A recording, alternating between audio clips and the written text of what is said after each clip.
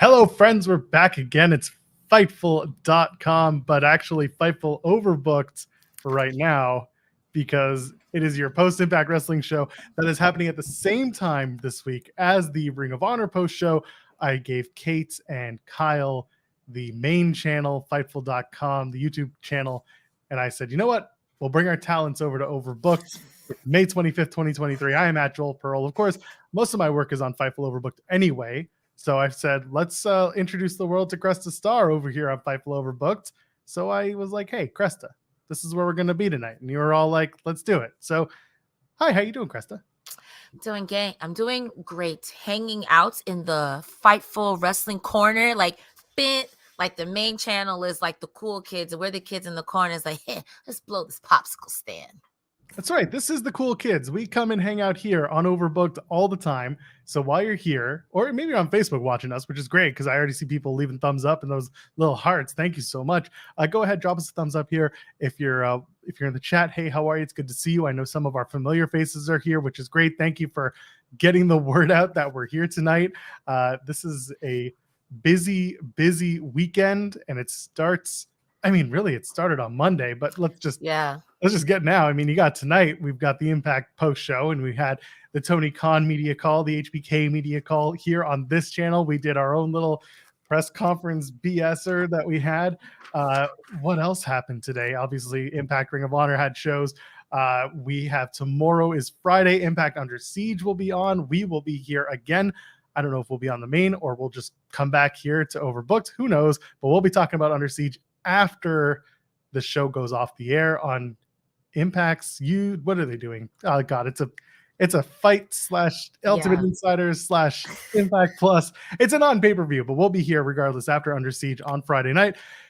And SmackDown, of course, there's a post show for that. So that'll be on with your Cresta.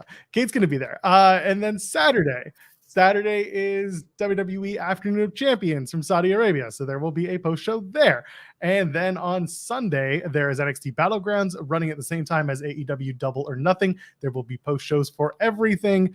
There will be we had a prediction show today. God, so much stuff. Cresta, we're doing so much stuff. Listen, at the end of the day, ladies and gentlemen, buckle up, lace up your boots, put your trunks on. We're going to talk about wrestling all here on any Fightful channel, anywhere you get your Fightful social media, Facebook, YouTube, Twitter, Patreon. It's going to be a lot. There's a lot. Be up to date with us. We'll get to all that Fightful Select stuff. We're going to have all the scoops from the weekend as well over there. Cresta, this was the go home to Under Siege. I don't know how I feel about Under Siege anymore. I will not be there live. I had a few reasons for it. But ultimately, I think it's better for me to be here at home watching the show and then hanging out with y'all afterwards to talk about it rather than go to London, see the show, find a hotel, make sure the Wi-Fi doesn't suck, yada, yada, yada, do a post show that might go poorly depending on the internet. It's probably better that I stick around and I'll watch everything and enjoy the hell out of it. What do you think of this go home? Are you feeling pumped for Under Siege tomorrow night? So a few things just happened there. When you said you wanted to go to London, I'm like, bro, you should have been on a flight. You're not going to make it in time. But then I remembered that it's London, Canada, not London, Britain, Chippery or whatever. I'm still excited for Under Siege. It's going to be a good show. I'm hoping to see a good outing from Trinity because I'm obsessed. The show tonight was all about the post-match angles because I think about the matches tonight and I immediately think of the Lish match just because it's like, girl, you came out here for what? And it was jam-packed full of matches tonight, but a lot of them were relatively short, like that Lish match with Miss Grace. And it's all about the post-match. What do you have to say? Who got beat up? And we had a return of sorts. So I think it was a good go home. Which reminds me, I have to fix the thumbnail on this video, but I'll do that later. That's not important. This was fine.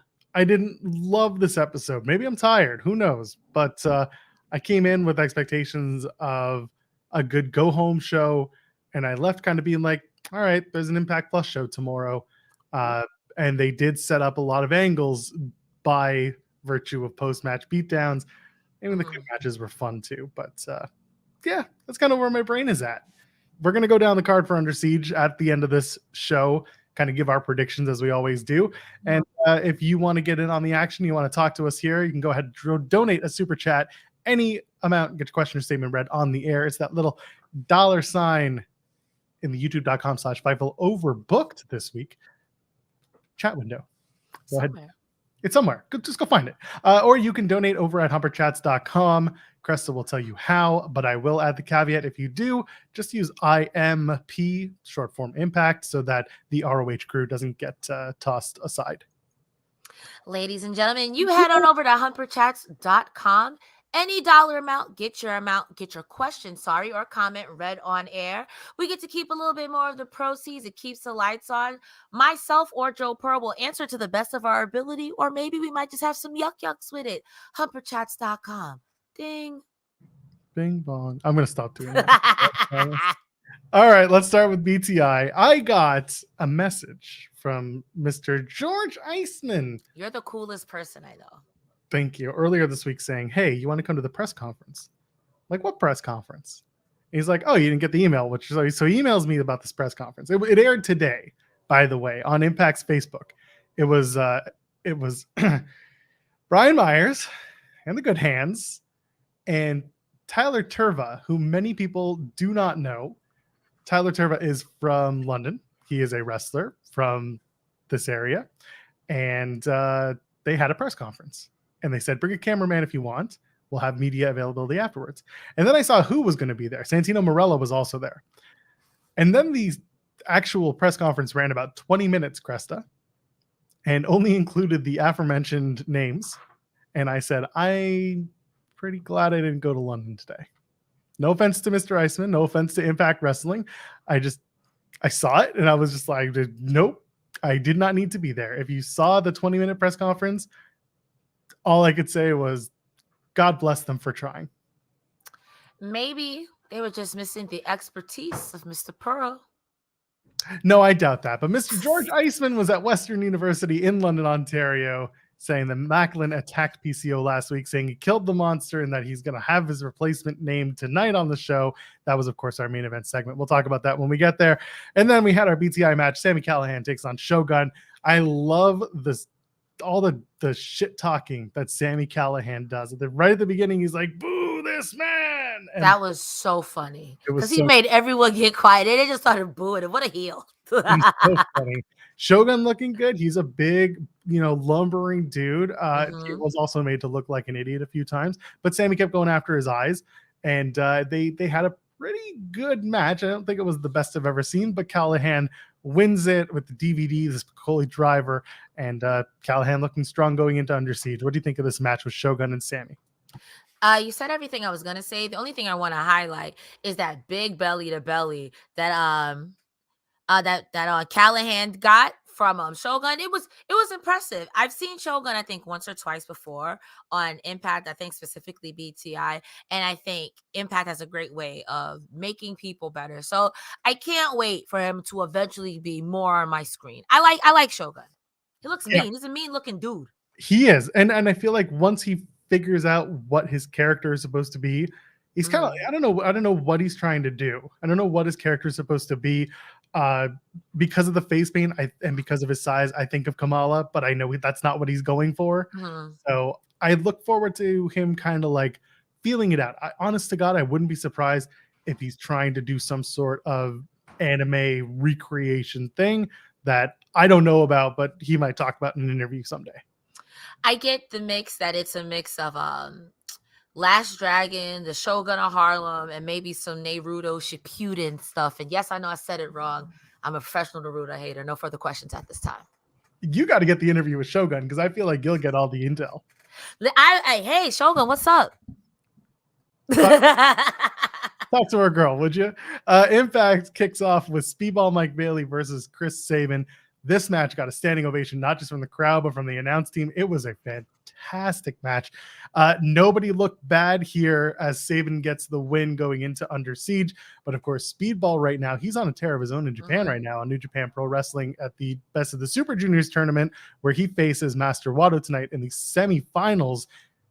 God, Speedball won the A block. Like, that's huge. And now he has the potential of going to the finals of the Best of the Super Juniors. He's been having a very good run. So this match, excellent stuff. Very good back and forth. Sabin wins with a muscle buster that turns into a cradle shock.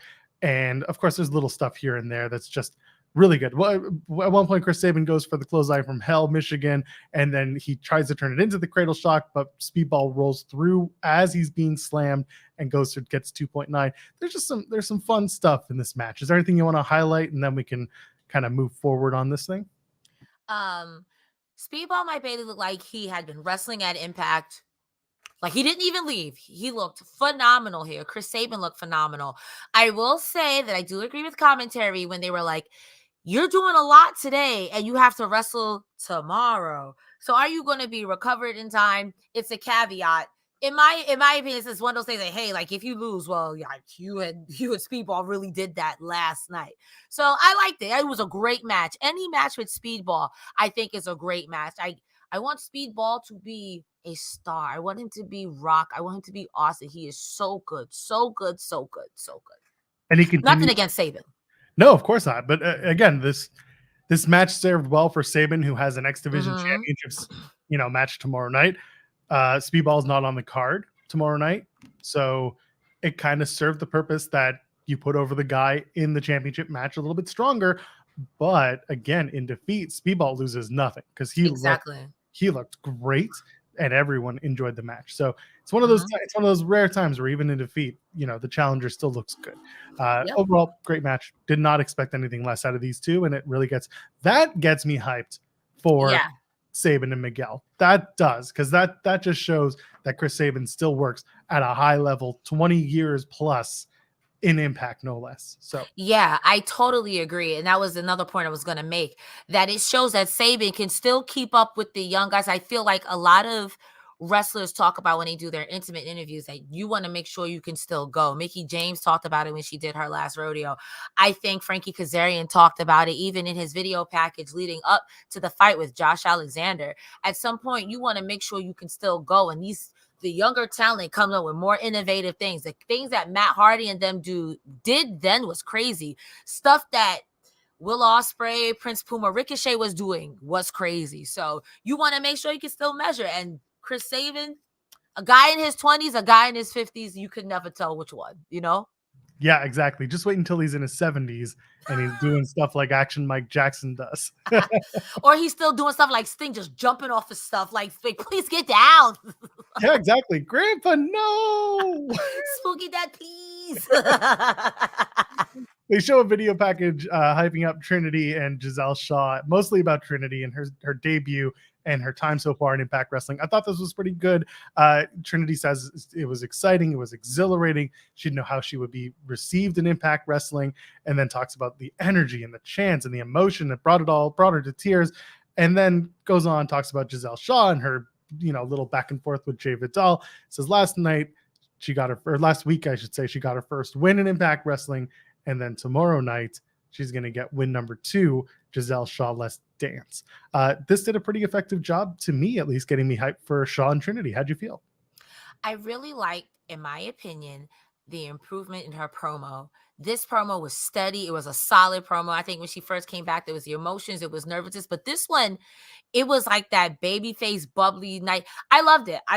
I cannot stress enough that I think Impact does a good job of taking people that you think one thing about them and completely changing your mind. So I'm excited. And Giselle Shaw has been working stiff. So I can't wait to see how this turns out.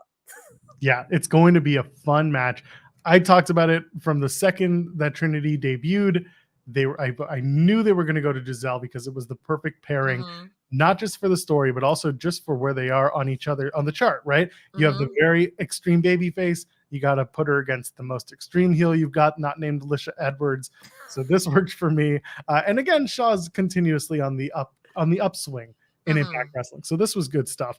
Macklin, there's a video package talking about how we got to PCO and Macklin and the saga that is. And then he says, this has all been wasted motion, and I don't like wasted motion. So tonight, I'm going to announce my replacement for PCO Under Siege. Okay, cool, whatever. Let's move on. Sheldon, Jean, and Kenny King take on the team of Crazy Steve and Black Taurus.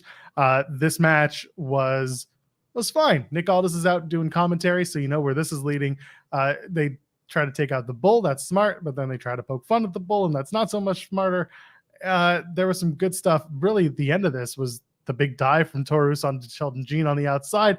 That set up King hitting the Royal Flush on Crazy Steve, getting the win. I do like Nick Aldis spending most of the match pointing out every time that Kenny King fails and saying, like, I'm just being unbiased. I'm just telling you what I see. I'm not, he's doing the speaking version. I'm not touching you. He's doing it perfectly. And it popped me. It got me good. Before we talk about what happened after the match, what do you think of the match itself? I totally agree with you with Nick Aldis on commentary, but instead of doing the I'm not touching you, I got British Nicki Minaj when he was like, I'm a benevolent king. I came out here to share my spotlight with you. Is this the thanks that I get for putting you bitches on? Like, that's all I could think. He's like, I'm not arrogant. And it sounds way worse because it's the accent. You just, like Kenny King says in the post, you're so pompous. Even when you're not trying to be, it's the accent. He's like, I'm just being benevolent. This is what you wanted. I'm just here to help. Oh, you missed that. You always were in the team. You're a jerk. I loved it. It was so funny to me. After the match, you have Nick Aldis saying Kenny King is just trying to make a name for himself at Nick Aldis' expense. And he says, you're working your way up to being a man and not a little bitch. I don't know why I went from Aldis into started sounding like what's his face, like Wade Barrett. James? Wade Barrett. I'm afraid I've got some bad news. And then Aldis says, well, how about I take off my jacket slowly and dramatically, and we have a little 2-for-1 bitch slap special. I loved it. That's clownery. That's high wrestling art. That's art. This was art. If someone asked me to explain wrestling, it'd be like, listen to this man say, I'm going to gently, sexily, softly take off my jacket and give you a 2-for-1 bitch slap. That's wrestling, baby. How can you say it's fake? If it's fake, explain that. Then Sheldon Jean goes after Nick Aldis, runs him into the post, and then Sheldon Jean gets run into the post. Aldis tries to get in the ring. Kenny King's kind of just talking his shit, and then he leaves the ring while singing "Tomorrow," which I loved it. Tomorrow, I'll whoop you. Tomorrow, it's only a day away. I thought it was hilarious. The post-match segment made up for any expectation that Kenny King was going to win tonight, which everyone knew, they were going to beat Decay, but it was all the post-match shenanigan that made this segment much more fun than it had any business being. Agreed. Also got to always shout out when Crazy Steve bites somebody. Sir. Someone's got to be bitten. That's what we're here for. I mean, it wouldn't be Impact Wrestling if someone didn't either murder or admit to murder or get bit. Well, we went the opposite direction in the next match and the next story. So let's get into this. This is actually what the thumbnail really is supposed to be. And it starts off Jessicka taking on Taylor Wilde. It's a very quick match. Taylor Wilde beats Jessicka with the Witch's Wrath. It's very in and out. There was a distraction by Callahan King on the apron, and that was enough for Taylor Wilde to take advantage and take out Jessicka. Post-match, this is what really matters. Coven goes and they're trying to take down Jessicka, and then backstage, I didn't think the crowd saw this because I didn't realize that she came running out, but out comes Courtney Rush, who is actually Rosemary with human form, as we'll find out later, and she's a death doll now, so it's great. And then they're in the back after the match, and it's Jessicka and Courtney Rush, and Jessica's like, you look like Rosemary, and I'm really confused. And then Courtney, bless you, tries to explain herself. Oh, says, I am Rosemary. I am Courtney Rush. I am the human. Rosemary is wearing my body. It's like a mutual agreement kind of possession thing. And then she's like, I don't know why I'm here, but if I am here, then there's an adventure to be on. And then they walk off together. They're going to be death dolls together, Jessicka and Courtney Rush. I don't hate this. We've been saying for a while that Rosemary's kind of like missing something. And bringing back Courtney Rush might just be the answer. She's wearing Can-Am Dojo t-shirt, which I love because that's Scott D'Amore's gym out in Western Ontario. Sorry, not Western. Western Ontario in Windsor. So this was really good stuff. She trained there. She's been Impact for so long, and this is an opportunity for Courtney Rush to beat Courtney Rush instead of being Rosemary, the character from Decay. What do you think of this whole breakdown? Thought it was nice. I have no idea who Courtney Rush is in the sense of never seen her wrestle, so I'm excited. A lot of punk rock going on in Impact right now. I don't hate it. I like how she was like, do you want to be a death doll? She's like, heck yeah, I want to be a death doll. I think it's really cute. I can't wait. I did like the tidbit of her saying, like, listen, I haven't been here in like 7 years. It's a long story. So like, that's a nice little tidbit. So if you want to go back and be like, when's the last time you seen Courtney Rush wrestle? You at least have a starting point. I know I do. Yeah, there was actually, you know who she used to team with? Who? She was a member of the team of Cherry Bombs. And that was Allie. The only team I ever remember her being in was the Demon and the Bunny. Well, yeah, that's them too. Allie the Bunny. So there you go. Same girl. No, that guy's canceled. Sorry. Well, we're talking about the Demon anyway. She's a Demon, Bunny, all that matters. Dobby the Brain Hina with the super chat. Thank you, saying felt like everything had purpose tonight, and every match for Under Siege has something built up. Vignettes, packages, and in-ring great stuff. Here's the thing. I agree. There was a lot of really good storytelling tonight. There was a lot of really good stuff. I just was kind of like, it was there. Maybe I'm just tired tonight, which is very possible. I've been up since 6:30 in the morning, and it's 10:30 now.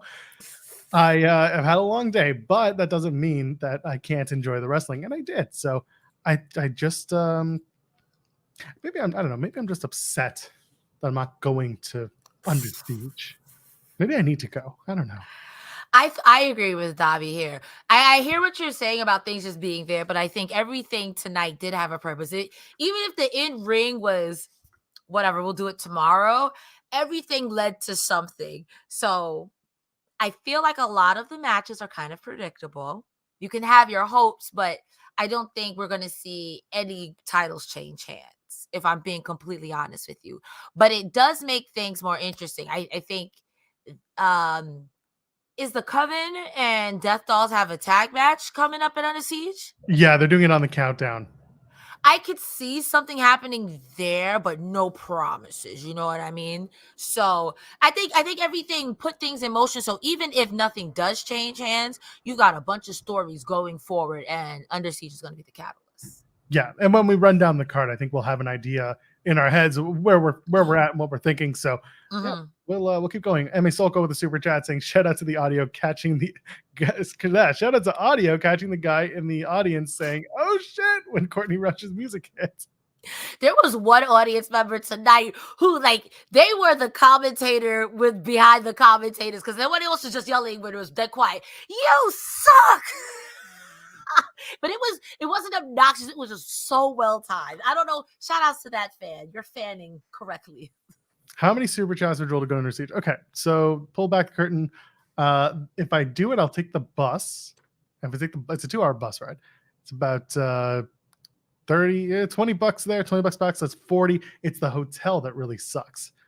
I'll stay in like $100 a night hotel or less if I can, but I don't know if I can get that so short notice. So probably about $200 of what would do it. And then I got to pay for food. So I'm not going to eat that much, but you got to get that Subway meatball sandwich or some shit. I don't know.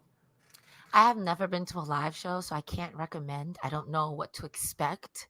So I'm queen of, I could go, but I also could be comfortable in my house with my fuzzy warm slippers and laugh from the comfort of my home. But also, I heard going is a way different experience, and it sounds like a lot of fun. So the choice is yours. Yeah, absolutely. Sorry, if you see me looking down at the screen, I'm watching my child just like pop his eyes open and start screaming. So hopefully he's okay. We'll let him fall asleep. Anyway, this is what happens when I watch wrestling and have to look at my child. He's fine. It's all good. Responsibilities. No, it's okay. Angels takes on Swann in a match that has implications going into Under Siege, in that there's that momentum thing everyone talks about. Dina and Connor out with Angels. Sammy Callahan's out with Rich Swann. It's good back and forth. Angels looks really good in this, better than normal. I love the spot where they have a split-legged Swann. He split legs Swann, I should say, in the middle rope, and then does a corner drop kick into that draping DDT. Just good movement, solid, sweet. And then Swann gets the win with the 450 splash, as he does. Post-match, Diener attacks Swann. Khan goes after Callahan. Callahan rolls out, gets the bat, goes after the design, and then the design take over. Swann gets laid out with the bat. Everyone's just beating Sammy and Rich Swann. So, I mean, first of all, the match. How'd you feel? And second of all, who the hell's going to be the third man, brother? I got to tell you, this segment did not go the way that I thought. I thought that the design was going to get the win and it was still going to jump him afterwards. But I thought whoever their third was going to run out. And then when that didn't happen, I was like, ooh, yikes. As you guys may or may not know, I watched it on the Impact Plus on YouTube. And a lot of the chat kept saying, I want Jake something. So now I have in my mind, I'm like, okay, I don't know who this Jake something person is verbatim. I feel like you've told me 80 times, but I'm a little stupid, love. So like, now it's like, okay, Jake something. Come on, Jake something. Be a somebody, not a something. Let's go. Bring that ass here, boy. Jake something is a good shout, and I think a lot of people have brought him up. Jake Cresta is another one because he did show up at an Impact taping about a couple years ago in an open challenge that Josh Alexander had for his X Division title. And of course, Sammy and Chris have a background. They were in OVE together in Impact and outside of Impact. There's a part of me that's like, it could just be Santino, which is like weird because Dango took out Santino, yes, but a lot of this started when Callahan went after Santino with the whole, you have to take out the person who is, in a position of authority going into rebellion. So that's why I wouldn't be surprised. That being said, there's also a part of me that's like, it's just going to be Bhupinder Gujjar. We haven't seen him in a while. That is a very good point. We haven't seen him in a very long time. I mean, I don't know, because even then, commentary brought up a good point. Even if you get a third, there's the Yellow Jackets, not to be confused with the series, but there's the Yellow Jackets that'll come out of nowhere and jump you in the ring. So who, like literally, you're gonna have to bring the Bullet Club. Like you're literally gonna have to bring the whole Bullet Club. I could see Gujjar, again, I've been saying this for a while, turn heel, join the design, but then what role does he play? Yeah. They have their big guy in Khan. They have the little flyer in Angels, and Angels usually loses the match. And then you've got Diener who's leading the charge. What does Gujjar play? What is he? He's just a middleman. So I don't know. That's why. But at the same time, I'd love to see what Gujjar can do if given a different role other than just random babyface with friends. I think Gujjar might have the same problem that Yuha has, that, like you said, it's a random baby face with friends. They're great, but we don't have anything fully flushed out about them completely to say that, oh, this makes sense for their character. I see what you're saying. And the last time we saw Gujjar was with Yuya Uemura. So it's exactly, the two of them were just kind of there. So I don't know. We'll find out tomorrow night who the third man is, brother, but that's kind of where my brain is between those people. I just got what you did. Who's the third man, brother? It's me, brother. But enough about that guy because he sucks. Deonna Purrazzo is backstage with Gia Miller, and she says she's thankful for all the well wishes, but she's the virtuosa. She's fine. She's always fine. Said it looked like an accident what happened between her and Jordynne Grace a couple weeks back. She's willing to give the benefit of the doubt because tensions are running high, and this is a big match that's coming up tomorrow night. And then in walks Alisha Edwards. A wild Alisha appears. Wild Alisha appears. And she's like, I believe what Edwards was saying. Edwards, her husband, was saying about backstabbing snakes in the locker room. And soon you'll see the true colors of Jordynne Grace. Good luck, champ. And then smacks her and leaves. Lish getting a title shot out of this would be very, very bad. I don't think it's going to happen. But this was all setting up to Lish versus Jordynne Grace, which we may as well talk about now. Grace very quickly disposes of Lish Edwards with the Grace driver, and that's it. Well, shout outs to Lish playing a piece of crap heel. I kind of like this. You just stirring the pot. And she's really good at stirring the pot. I kind of like this. I think this is a great character for her. I knew she was going to die when Jordynne Grace came out. And the insults and injuries after Jordynne Grace hit her with the Grace driver, as the ref was at too, Jordynne Grace hit the... How rude. Not the anime pose with the leggies in the air. So rude. What wasn't rude was watching Masha Slamovich and Killer Kelly fight it out in the kitchen with all that beautiful catering food. It looks so good. And then Masha chokes out Killer Kelly, Kinky Killer Kelly, with an electrical cord. I'm almost shocked. Don't take this the wrong way. I'm almost shocked that they didn't show Kelly going out with a smile on her face as she was being choked. But maybe a little bit. Why would I take that the wrong way? Why would anyone take that the wrong way? You're right. Why would anyone do that? Couldn't see anyone doing it like that. But anyway, that was the segment. It looks like we're going to continue Masha and Kelly, and I'm fine with that because there's some good stuff there. Let them fight. I will be sports entertained because I don't care. It's enough mitigated violence for me to be like, yeah. I remember that match between Jordynne Grace and Masha Slamovich where Masha had to put Jordynne through a door. Oh, I remember. I want to see that again. And then eventually I want them to team up. And if you want to team up with us here at Fightful, you can go ahead and join us on FightfulSelect.com for the best $5 in the business. You want to learn more about Seth Rollins and the new Captain America movie, and maybe you want to know more about how WWE feels about that internally. Well, we got the scoops over at FightfulSelect.com, along with plenty of news coming up with Under Siege tomorrow night, and then Afternoon of Champions on Saturday, NXT Battleground, and AEW Double or Nothing on Sunday evening. We'll have all of the scoops, whether it's the match order or the producers or what's going on backstage. We always have those notes for you available at FightfulSelect.com. Maybe you're interested in why WWE was interested in Aussie Open before they decided to sign a contract with AEW, or you want Flash Morgan Webster interview notes before that interview drops or dropped. You'll have to go over to FightfulSelect.com to get all that information, along with Sour Graps if you want the sourest of WWE commentary from one Alex Pulaski and our friend Kate Elizabeth, or you want Coexisting After Dark with Rob and Maggie, or Sean Ross Sapp's Q&A, or the Grapsity Boys doing a Q&A. Tons of stuff. It's not just the news. It's not just the commentary. It's everything you get for $5 over at FightfulSelect.com. You know who probably won't ever subscribe to FightfulSelect.com? If it's the subject of our next thing, what a heel. Super serious wrestler Dirty Dango is here after all. But I don't know what we're doing here. Okay, this is a long segment, so bear with me, please. And as soon as you're done, I have a theory, but go ahead. And I feel like we might have similar theories, so let's go. Dango says, for the segment was called Why Dango Why, and they're doing it's almost like Clerk style, where it's black and white, and then they do a typewriter on a black screen with the caption of what he's talking about. Dango says he grew up watching the Attitude Era, and now he thinks that the locker room is in the Gratitude Era, which is something we've heard so many wrestlers from that time period talk about before.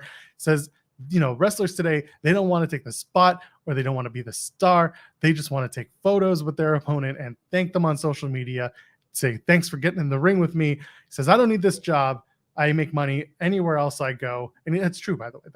That is a shoot. He does do really well. I think he was renovating homes or at least flipping homes. Like he's got a legit business going on in like Maine. Anyway, this is where it starts getting weird because he's playing like the hokey meta wrestler from the old school who's taking problems with everything, but like he's not doing it seriously, but he is doing it seriously. Like when it's black and white, he's taking it seriously, and then it cuts to like a different shade and he's not. It's very strange. He mentions the social media stuff, mentions Zicky Dice, and then he's like, I can talk, I look good, and I can go in the ring. I'm money. I only like the guy in the hog mask, which I thought he's talking about Black Taurus. I don't know for sure. And then they ask, why'd you beat up Santino? And he's like, he goes into this whole thing about Santino pulling out the Cobra at Rebellion, saying it's like the Jester in 2010 all over again. And then they split screen it to like, oh, Cornette's going to hate this or he'll really like this. I don't know. And it's just, I don't know. And then they get to why Hendry. Why did he beat up Joe Hendry?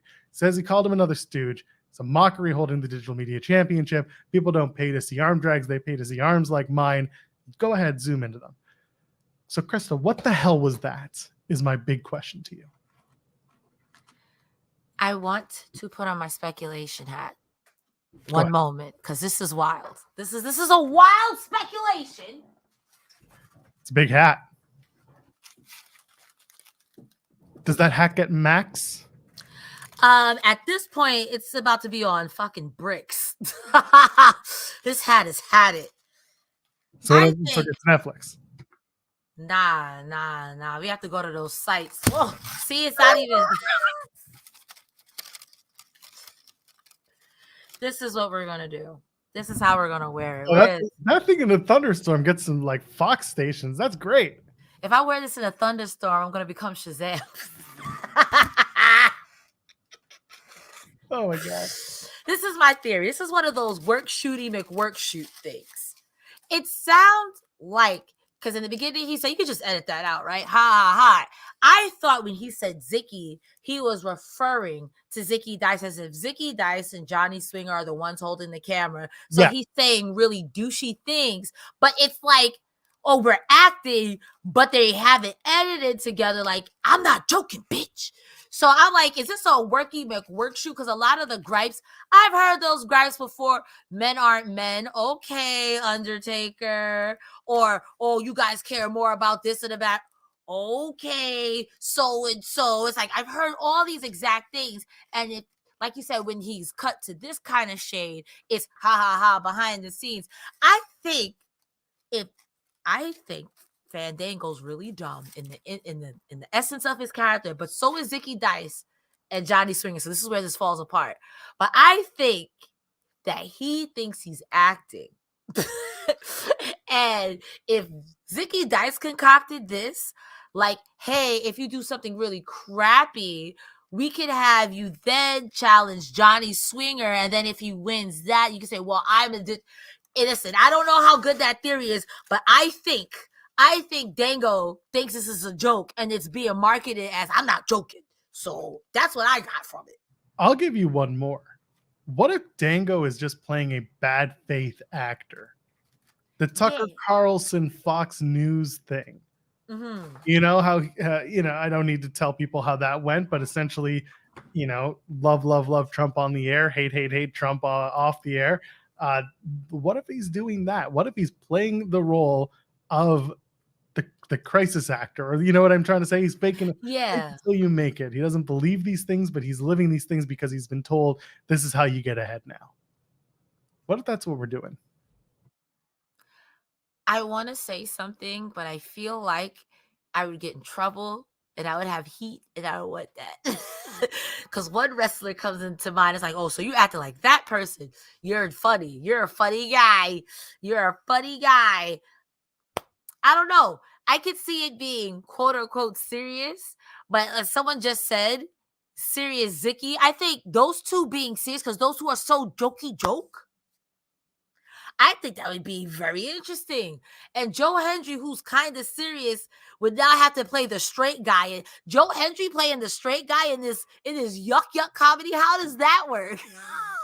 I mean, Joe Hendry can do it, but he's got to get pissed off. That's really the crux of it. But that's funny. That's why I'm finding the irony in the comedy, because Joe Hendry's always the guy who's like, I'm coming here to take your inheritance and I'm gonna pin you. But then imagine having to be the guy who has to be serious with these two serious, unserious characters in Zicky Dice and Dango. You're like, yo, bro, we're here to wrestle. They're like, yeah, I'm here to wrestle too. Like, no, my God. It's not a bad shout. It might be that. I'm interested in seeing what they do with it. I don't want to overthink it, because it could very much just be, no, they're idiots and they're just being idiots. That's it. And I'm like, because sometimes Impact doesn't really go with layered approaches to their lower card, people. So I won't give it too much, but I think I've given it enough now. Speaking of which, Skyler from the Good Hands. Tiny hands. Tiny hands and baby hands and all this stuff. He takes on Chris Bay. Ace Austin's in Bay's corner. Hotch and Myers are in Skyler's corner.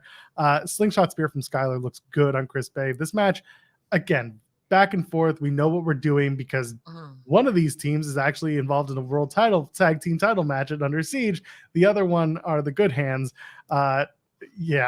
Ace Austin takes out Hotch on the outside. Chris Bay takes out Myers before hitting the Art of Finesse on Skyler, gets the win. This match was fine again, but we all knew what we were doing here. It was just to build that momentum for Ace of Base. What do you think of the match? Same. part of me was expecting Myers to cheat again, but when Chris Bay, especially matter of fact, when Ace Austin actually like got in between and didn't get bamboozled, and Chris Bay took out Myers first, made a lot of sense. Like you said, that all important momentum going forward. Ugh, momentum. Who's gonna win an Afternoon of Champions? Sorry, I'm done. You really hate Afternoon of Champions. No, actually, I love lovely afternoon with the champions. Pip pip. I love afternoons, but I am tired. The final segment of the night, Steve Macklin comes out, says PCO versus Steve Macklin is not happening. PCO is not human, but he is dead because Macklin killed him. Admitted to murder. You might want to lay low, bud. That escalated quickly. Macklin said, I will defend against an opponent of my choosing, and he picks up Champagne Singh, who, by the way, has a great theme. I'm surprised they never get to hear it because he never comes out to it. And then Singh is met by boos. He's like, I'm cool under pressure. You can boo me all you want. Everything. It's actually a really good promo because Singh knows how to cut a promo. He's been around for a while. And then he unrolls the 1,004 people he'd like to thank, thinking he's Chris Jericho with the hold sheet over here. And he starts, first and foremost, I want to thank my grandfather, Gama Singh. And then, of course, out comes Scott D'Amore, and this is what it's all about. Singh's like, hey, you're out here, you're a little premature, but like we can make this match official now, put pen to paper. And then D'Amore's like, no, this match is not happening at Under Siege.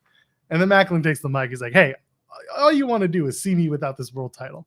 And D'Amore is like, actually, I want what's best. I want the best wrestler in the world to be holding this championship. But you only find that out if you compete with the very best. Iron sharpens iron, and Singh is not iron, so stop making a mockery of the Impact World title is essentially what he's saying. And then he says, prove you deserve to be the champion night in and night out. Macklin says that Scott D'Amore was supposed to put the title around his waist at Rebellion, but instead he threw it in his face. And then D'Amore says, you're right, but I also apologized. So if you want at Under Siege, I will come to the ring, shake your hand, and put that title around your waist. And that's it. Macklin says no. That time is gone. He actually says he's going to hand him the title. So instead, Macklin's like, no. And then a roundabout way, he says, actually, you're going to put the title around my waist instead. D'Amore takes off his glasses, takes off his headset, and he's like, he threatens to almost fight him, but it's weird. And then it says, fine, if Macklin wins, I'll strap the title around your waist. But at Under Siege, it's still PCO versus Macklin. And Macklin's like, oh, how do you know that he'll make it? And he says, well, he made it here tonight.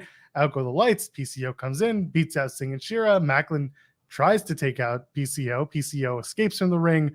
Macklin escapes from the ring. PCO beats down Singh and Shira some more. And then Macklin goes for his title that's sitting in the ring. PCO puts his foot on the title, grabs the title, holds it high, going off the air. Steve Macklin will still be champion tomorrow night. Anyway, Cresta, talk about the promo. What'd you think? You know, Steve Macklin was right. Listen.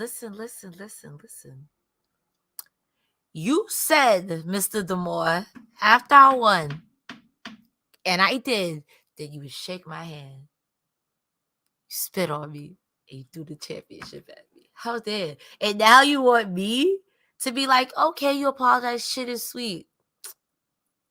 No. He not wrong. But he keeps going back to it. At this point, Macklin is just like hyper fixated on this one thing that D'Amore's already apologized for. But you wouldn't treat your other champions like that. Why are you treating me like that, Scott? I'm sorry, I'm not Canadian. I was an asshole American. Like, it makes sense with this character. Like, I totally agree with what he was saying. Like, totally makes sense. You're not going to yell at me and then expect me to do something. But furthermore, you can't kill PCO. He is not alive. He's not. You can't kill what doesn't live. So, like you said, tomorrow night, we'll be talking about Steve Macklin still being the champion. Sorry, PCO. Sorry, I don't make the rules. The match will be great. It'll be so much fun. Exactly. But the outcome is not in doubt. So we'll see what kind of match they put together. Let's run down the card for Impact Under Siege. Again, we will be live tomorrow night after Impact Under Siege. Cresta and I will break down the show, talk about it a bunch. It will either be on youtube.com/Fightful or it'll be on Fightful Overbooked. Either way, we will keep people posted on the internet in every way, shape, and form. So let's go from here. For the Knockouts Tag Titles, Death Dolls take on the Coven. The Death Dolls, of course, are now Jessicka and Courtney Rush. Coven is Callihan King and Taylor Wilde. They are the champions. Are we going to see new Knockouts Tag Champions? Only because it's on the pre-show, I want to say no. But this is the only one I'm kind of like, I don't know about. Because Courtney Rush, I mean, the caveat is she just came back. It's been 7 years. So I don't know. I think the Coven retains. I think the Coven retains. But that's the only one I'm unsure about. Me too, because you have a fresh Death Dolls who are technically they know each other, but they don't know each other. The Coven are the tag title holders. They should be really, really good and really cohesive. They are. So this is a match that I'm like, it can go either way. I wouldn't mind seeing Death Dolls recapture, and then we continue the Coven getting angry and using magic to bring back Rosemary so they can win their tag titles back, whatever it is. I wouldn't hate that, but we'll see. We'll see with that. The Digital Media Championship, Dirty Dango takes on Joe Hendry. For me, I'm interested in this match mainly because will Santino come back during the countdown to face off against Dango? And will he save Hendry from losing that title, or is Dango going to win the Digital Media Championship? I believe in Joe Hendry. I think Joe Hendry retains. I see a Santino say, hey, well, why you? I think we get a Dango versus Santino before we get Dango getting any type of championship. I see Santino costing Dango the match. Santino versus Dango. Dango beats up Santino again, and then maybe Joe Hendry loses the championship. Maybe. I feel like we're going to go to Dango versus Santino at Slammiversary. This is the first of the setup. If they do a match against All Odds, I don't know what that would be. Or maybe they'll do a tag match. Maybe they'll do Hendry and Santino versus Dango and Zicky Dice. Who knows? But regardless, I think Hendry retains. It's kind of then to the main card, Trinity takes on Giselle Shaw. I mean, this is Trinity's match to win, right? I agree. I think that it's going to be a good match. I think that Giselle is going to do a lot of shenanigans, and there's going to be a lot of knees and forearms, but I definitely see Trinity giving her the showstopper. Is it showstopper? Is her submission? The Star Maker. I was off all the way. Oh, no, I'm second guessing myself. Anyway. Either way, she's going to submit Giselle Shaw. I like the quintessential diva, but you will be quintessentially tapping out tomorrow. All due respect. Oh, that's good stuff. So I see her winning.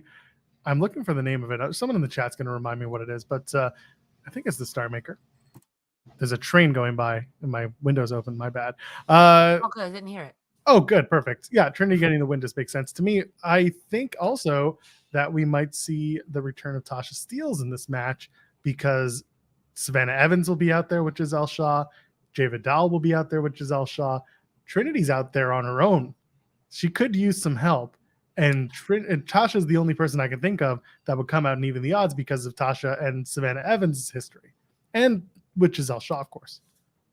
Starstruck. Thank you. Thank you, Gerard Ryan. I hope I said your name right.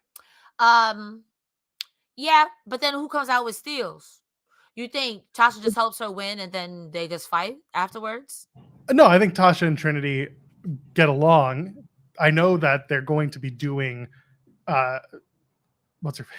Trinity versus Savannah Evans. They will be taping that match on Saturday at the Fallout show. So it feels like that story is going to continue somewhere. That's where I see a tag match. You do Trinity and Tasha versus Giselle and Savannah Evans.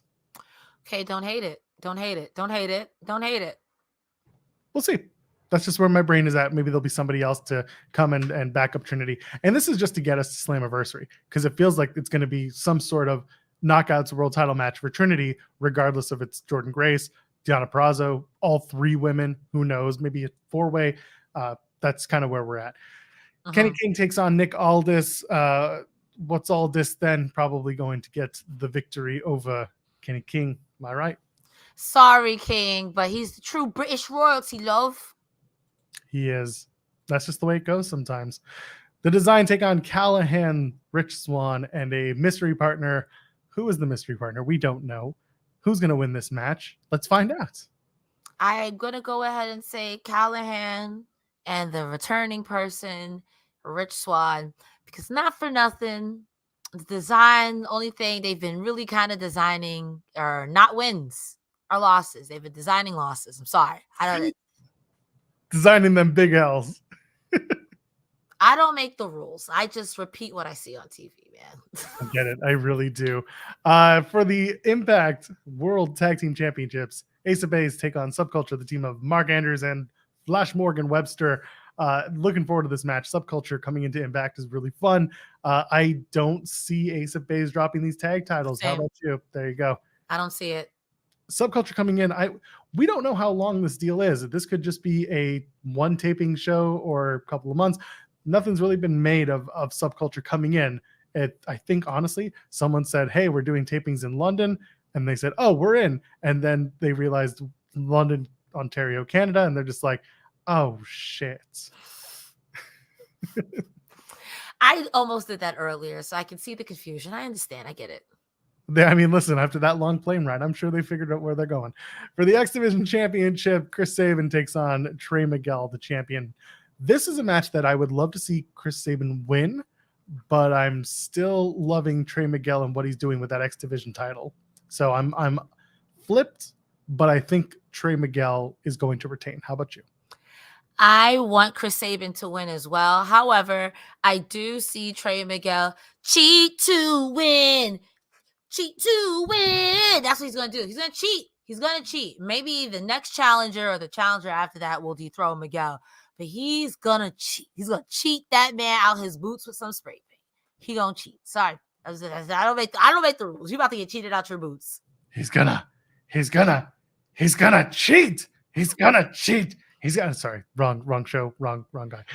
For the number one contendership of the Impact World Championship, Moose, Edward Edwards, Jonathan Gresham, Yuya Uemura, Alex Shelley, and Frankie Kazarian all vying for the number one contendership for presumably Steve Macklin's Impact World Championship. This is a weird match to call. Moose is pretty high on there, but I still think it's Jonathan Gresham overall. Who do you got? Wow, I'm in the opposite direction. The way they've been building up Kazarian and Shelley, I thought it was going to be either one of them, with Gresham in a strong third, Moose in a strong fourth. Kazarian and Edwards cancel each other out because they're starting a thing. So, Motor City Machine Gun. Shelley getting a world championship shot at Against All Odds. It's not bad, but I think there's more to be told of Gresham getting the title shot against Macklin, losing, and then starting his own turn. Because it's time to turn Jonathan Gresham into a heel along with Jordynne Grace. And we'll talk about that in a minute.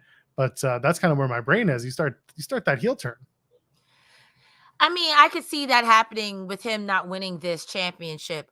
I could see it being Shelley, really, because you make a good point about Kazarian and Edwards canceling each other out.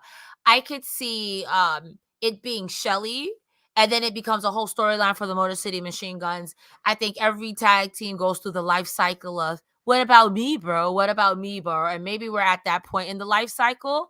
But also, Macklin's not going to lose. No matter who it is, Macklin's not going to lose. So let's be for real with that. I think a Motor City Machine Gun would be a good shout for that, because it instantly puts credibility on your name, how you, whatever it is. And then Jonathan Gresham then has the claim to say, well, bro, you suck. I never got pinned. You pinned somebody else, or you pinned Edward Edwards, you know what I mean? And it should have been me because you lost. And then you can have Gresham versus Macklin, which again, I think Macklin doesn't lose. And that starts Gresham's turn if Grace hasn't turned heel already. I'm more for Gresham and Macklin because they've done that match before and it was really good. Mm-hmm. That's fair too. And Macklin did tell us in an interview once that he's like, I want to do that match again. So I wouldn't be surprised if they do it again. Not based on our interview, but just based on the fact that they've done it before and it worked out really well. The chemistry is there. Alex Shelley, I think they're just going to go back to being a tag team, or I don't know. Maybe Shelley's going to go after the X Division Championship if Sabin doesn't win it. Can do that. I don't hate that. I feel like, again, when it comes to Motor City Machine Guns, they're one of the teams and two of the professionals in Impact Wrestling that you could place them anywhere, win, lose, or draw. The other person's going to be better for it, and it doesn't, quote unquote, devalue their stock at all. Yeah, that's valid. For the Knockouts Championship, Deonna Purrazzo defends against Jordynne Grace. If Jordynne Grace does not win, she will no longer be able to challenge for the Knockouts World Championship as long as Deonna Purrazzo is the champion. This is Purrazzo's first title defense. It'd be weird to hot potato that title after they had to take it from Mickie James. So my feeling is Deonna is going to retain that title. Deonna's going to retain. Deonna's going to work stiff, and Grace is going to go ape when she loses. And this is it. I'm not saying I want to see it, but I want to see it. I've never seen heel Grace, so I want to see it. And that's the thing, right? Alisha Edwards is then going to be like, I was right. I told you all along. And then that becomes a thing. Again, I want Gresham turning as well turns into a potential for those two to be the power couple who don't have a title, but certainly can run amok on the entire Impact division. Because realistically, who's stopping them? Who's stopping them? Yeah. Well, like, I love this power. They're literally a power couple. Who is that? I'll break you. I'll rip your phone book in half. Stop it. That's right. They'll do it. And then finally for the World Championship, PCO, Steve Macklin. Steve Macklin's going to retain. I don't know what you could do a dusty finish, but I just don't see a reason to have Macklin drop the title in his first Impact pay-per-view, if you want, or pay special, whatever event. This will be a fun match, though. They are going to brawl everywhere. They are going to bring out all the toys. They are going to fight everywhere. It's going to be good. Other than that, wholeheartedly agree. Other than that, it's just a match with a foregone conclusion. But sometimes that's okay as long as the match itself delivers on the entertainment scale. Agreed. It'd be really weird to see PCO as champion, because at that point, I'm going to personally write a letter like, you better put the fucking belt on Johnny Swinger, because this is some malarkey. This is a bamboozlery, some hoodwinkatry, and I don't like it, okay? As a fan of the product and as someone who has to cover this for work, don't do this to me. Well, join us tomorrow night when they don't do this to us, but we do entertain at the end of Under Siege. We'll be here live. Again, we'll either be at Fightful.com on YouTube, or we will be on Fightful Overbooked. Regardless, we'll be doing a post show. Don't know where, just figure it out. Maybe subscribe to the Fightful Overbooked channel and you'll see it there. I host a show on Fightful Overbooked called In the Weeds. That's every Monday, Wednesday, and Friday at 10 a.m. Eastern. Tomorrow, Friday, if you're going to be listening, it's going to be Gangrel joining us at 10:15. Hey. Yeah. So Gangrel is going to be with us. He is the head trainer over at Coastal Championship Wrestling in Florida. Among a million other things, he's wrestled for WWE. He's been in MLW recently. He's been around. Gangrel looks great, and he's going to join us 10:15 a.m. Eastern. Join us in the weeds on Fightful Overbooked. That's what I've got. Cresta, go ahead and plug your stuff. Ladies and gentlemen, boys and girls, also, if you want to find out what channel we're going to be on tomorrow, please follow myself and Joel Pearl over on Twitter. You can find me at Cresta the Starr. We'll tweet about it. You'll see where we are. On Saturday, starting June 18th, I will be live on Fightful, on some channel on Fightful, talking about the AEW Collision post show. It's been announced. It's in Chicago, so you know what that means. And I'm so excited about it. Wow, I lost my train of thought. Wednesdays, Fridays, and sometimes Saturdays, you can find me on either TikTok or Twitch.tv at Cresta Starr. I think you're all beautiful. You're amazing. And sometimes you'll see me with a mustache trying to peddle you wrestling from a questionable source. But you know who won't peddle you wrestling from a questionable source? While I'm having a stroke. Joe Pearl, where can they find you so I can shut up?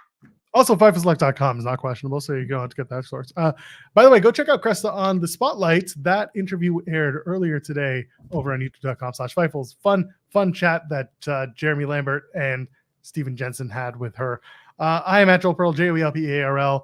There's so much going on this weekend. Once again, tomorrow is Under Siege. Saturday is Afternoon of Champions, WWE in Saudi Arabia. Sunday is NXT Battlegrounds and AEW Double or Nothing. We will have all the news. We will have all the scoops. We will have all the post shows. We will have all the conversation. We will be all over the place. So go ahead, hit the like button, hit the subscribe button, hit the bell, get your notifications. Until then, ladies, gentlemen, friends beyond the binary, we'll see you in the next one. Cheers.